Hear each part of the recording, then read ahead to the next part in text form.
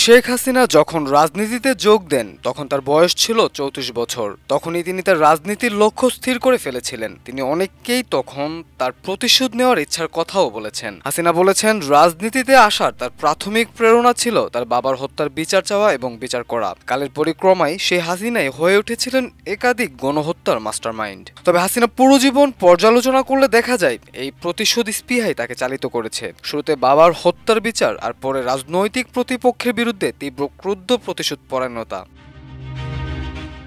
1-11 সরকারের নির্বাচনের মাধ্যমে 2009 সালে ক্ষমতায় আসার পর শেখ হাসিনা আরও বেপরোয়া, আরও আত্মবিশ্বাসী এবং কক্ষিগত ক্ষমতার ধারক হয়ে ওঠেন। এই 15 বছরের শাসনকালে বলা যায় তিনি ক্রমান্বয়ে তার বিরোধীদের নিষ্ক্রিয় করে দেওয়ার সব চেষ্টা চালিয়েছেন। জিয়া অরফানেজ ট্রাস্ট মামলায় চেক অনিয়মের অভিযোগে হাসিনা সাবেক প্রধানমন্ত্রী খালেদা জিয়াকে জেলে পাঠিয়েছিলেন। পরবর্তী সময়ে তাকে গৃহবন্দী রাখার নির্দেশ দিয়ে তিনি বলেছিলেন যে বেগম জিয়া গ্রেনেড হামলায় তাকে মেরে ফেলতে চেয়েছিলেন, কিন্তু তিনি তাকে দয়া দেখিয়ে জেলে রাখার বদলে গৃহবন্দী রাখার ব্যবস্থা করেছেন। হাসিনা নিজের নামের চেয়েও তার বাবার নামকে পূর্ণ প্রতিষ্ঠা করাকে অগ্রাধিকার দিতেন। হাসিনা মনে করতেন দীর্ঘদিন ক্ষমতায় থাকলে তিনি বঙ্গবন্ধুর লিগাসি ও অর্জন দেশে সম্পূর্ণভাবে পূর্ণ প্রতিষ্ঠা করে যেতে পারবেন। তিনি দেশের প্রতিটি বড় সরকারি উদ্যোগে বঙ্গবন্ধুর নাম জুড়ে দিতেন এবং যত্রতত্র বঙ্গবন্ধুর স্ট্যাচু বসিয়ে জনগণকে তার কথা স্মরণ করিয়ে দিতে চেষ্টা করতেন।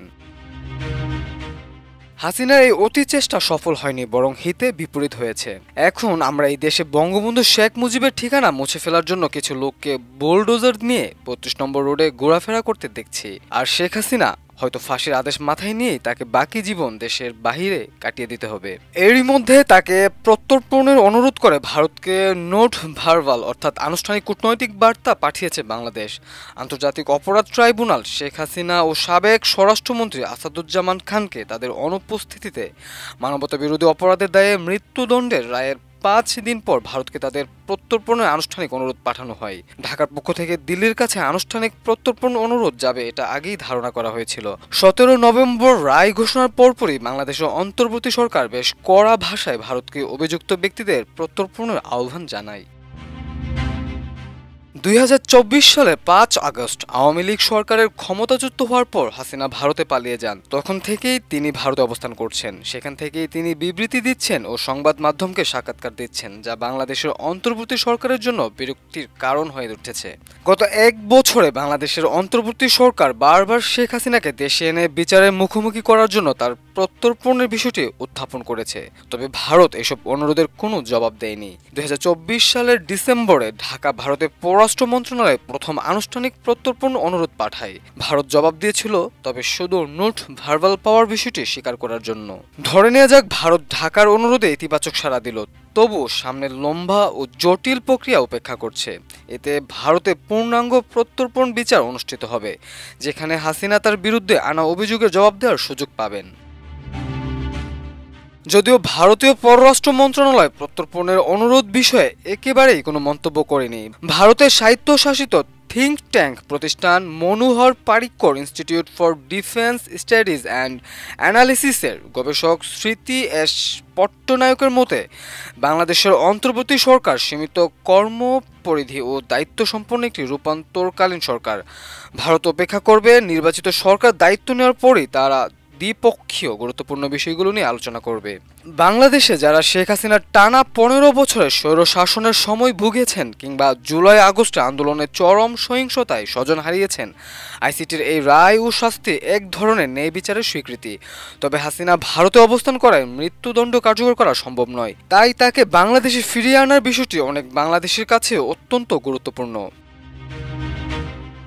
ভারত ও বাংলাদেশ 2013 সালে একটি প্রত্যর্পণ চুক্তি সই করেছিল এবং বাংলাদেশের অন্তর্বর্তী সরকার এই চুক্তির আওতাতেই শেখ হাসিনার প্রত্যর্পণের জন্য চাপ দেবে।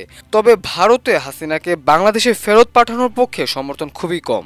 তার মৃত্যুদণ্ড রায়ের পর এই সমর্থন আরও কমেছে। ভারতে প্রায় সব রাজনৈতিক দলই তার প্রত্যর্পণের বিরুদ্ধে অবস্থান নিয়েছে। এর মূল কারণ হলো ভারতের সঙ্গে আওয়ামী লীগ ও শেখ হাসিনার পরিবারের দীর্ঘদিনের ঘনিষ্ঠ সম্পর্ক। 1971 সালের মুক্তিযুদ্ধকে ভারত সমর্থন করেছিল, যেখানে বড় ভূমিকা রেখেছিলেন আওয়ামী লীগ ও হাসিনার বাবা শেখ মুজিবুর রহমান।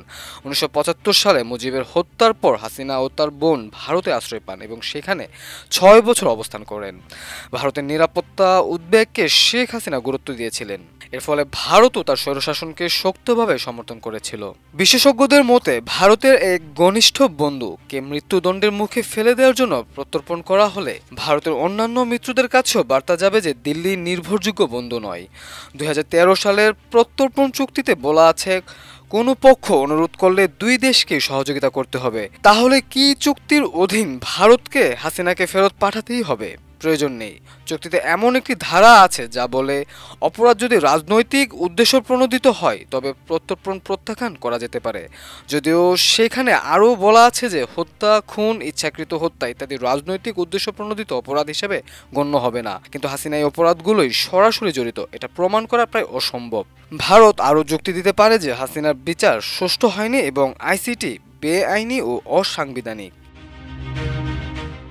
মাল্টিমিডিয়া ডেস্ক, আমার দেশ।